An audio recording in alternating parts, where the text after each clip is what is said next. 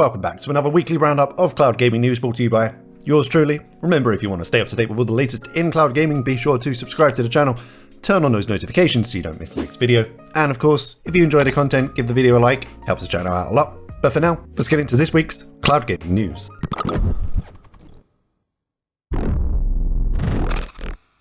Kicking things off this week with Shadow, and if you missed my last video, I did a TLDR summary of the latest information on their bankruptcy and potential buyout situation based off of a French article. The end result of that was this week we were waiting for the final two potential buyers to give their sales pitch to the French administrative judge. So this week we got an actual update from Shadow themselves instead of me just poorly translating a French article. This was in the form of a Twitter thread, which I'll link to in the description down below, but they have stated, the beginning of a new chapter is in sight with just about 2 weeks, yes, really 2 weeks, to go. Here's what you need to know. Earlier this week, the two companies bidding to take over Shadow presented their case to the French administrative judge. The court will now review all available materials and make its final decision on April 30th, 2021.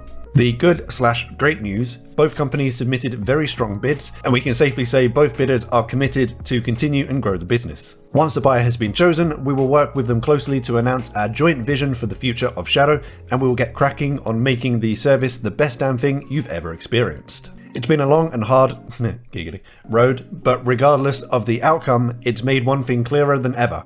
We are grateful to have a community as magnificent as you and are elated to enter this next chapter with you by our side. In the meantime, it's business as usual at Shadow. We are heads down working on improving your gaming experience with regular updates, bug fixes, and improvements.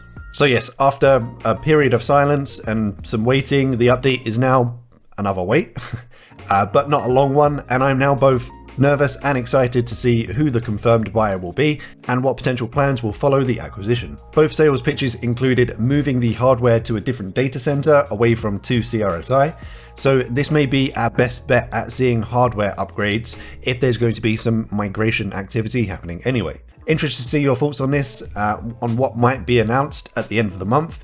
Any and all thoughts, let me know in those comments down below. Next, we're moving on to another great week for GeForce Now. As usual, we got the addition of new titles, which I'll throw up on the screen here. If you're looking at this list and thinking, hang on, Outriders again? Well, this is now the Epic Games version, as previously only the Steam version was available. Some additional things announced from Nvidia this week. For the first time, we're seeing GeForce Now work with games available on their service to offer exclusive rewards. This week, to celebrate Season 2 of Spellbreak, GeForce Now users can claim an in-game outfit, something called the Noble Oasis outfit.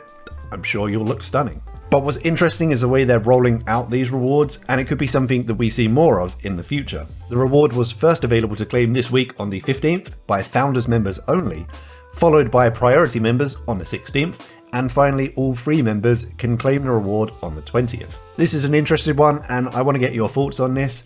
As a Founders member, personally, I think it's pretty cool. It's kind of like ongoing perks for being an early supporter of the service, but they are also not excluding other types of memberships. They're just staggering the rollout and even including the free tier in it, which is pretty cool. Like I said, it'll be interesting to see if Nvidia work with other games for these exclusive rewards, kind of like a Twitch Prime reward service. But also just to see how else they'll utilize this staggered rollout pattern for other benefits in the future. But that is not all from GeForce Now this week. We also received a nice performance boost for 3 existing titles. I don't personally have any of these games, but if you do, it's a nice incentive to jump back in and see what the difference is. First up, we have Mortal Shell, which received the full whack RTX update. Ray tracing, shiny stuff and all, go check it out.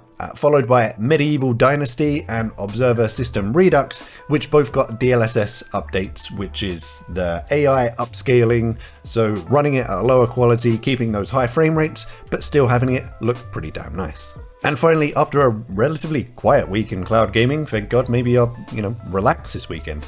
Can you imagine? So we have no big stories from Microsoft xCloud. Fair enough, they've had an amazing couple of weeks.